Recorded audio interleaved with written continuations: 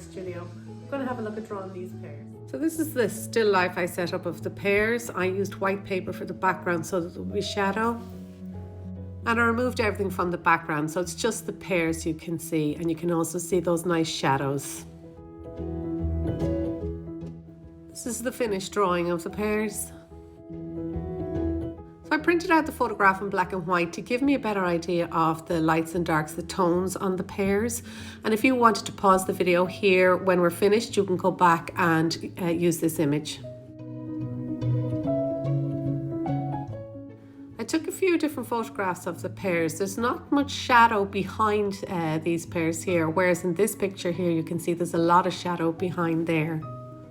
I'm going to go with the picture that has the most shadow at the back. So we don't need too many art materials for this drawing. We just need some pencils, an eraser and a reference photo. Or you could set up your pears and work from still life. I'm using 3 different grades of pencil. I'm using a 4B, a 2B and a 6B. So the higher it is, the higher the B is, the softer the pencils. Don't worry too much if you don't have different grades of pencil. Just use any pencil you have. I'm using the 2B to get the outline.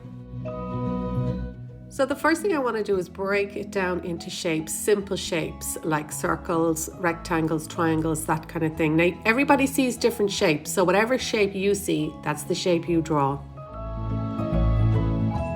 I also want to pay attention to how close the pears are together. Is there a gap? Are they right beside each other? The same with the shadows in the background.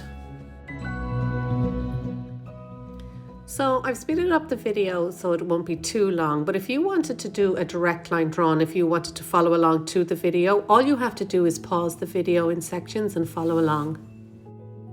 I'm drawing quite heavy with the pencil so that you can see the image in the video. Don't draw that heavy yourself, because if you draw that heavy, it's going to be difficult to erase any lines you don't want.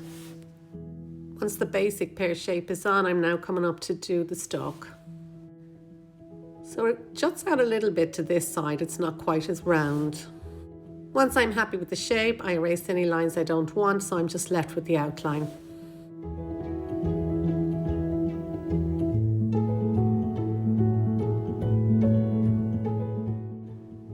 So onto the middle pear, and I'm just judging where it's right. It's right beside that other pear, so there is no space. They're touching off one another.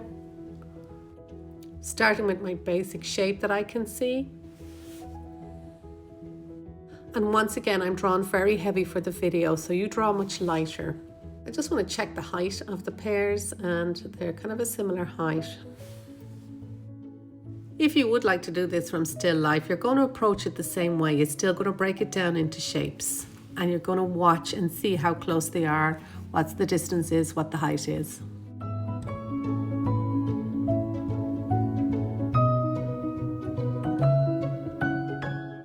Don't worry too much if you can't get it to look like the photograph. If it looks like a pear, it's a pear. You don't have to worry too much about it being the exact same.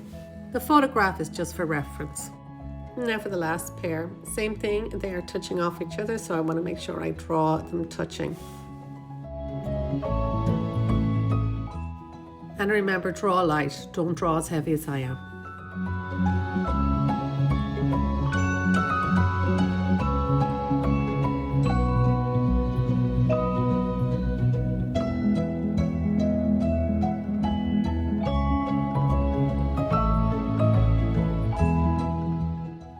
The other pair seem to go straight up, but this one doesn't. It kind of comes a little bit to the side.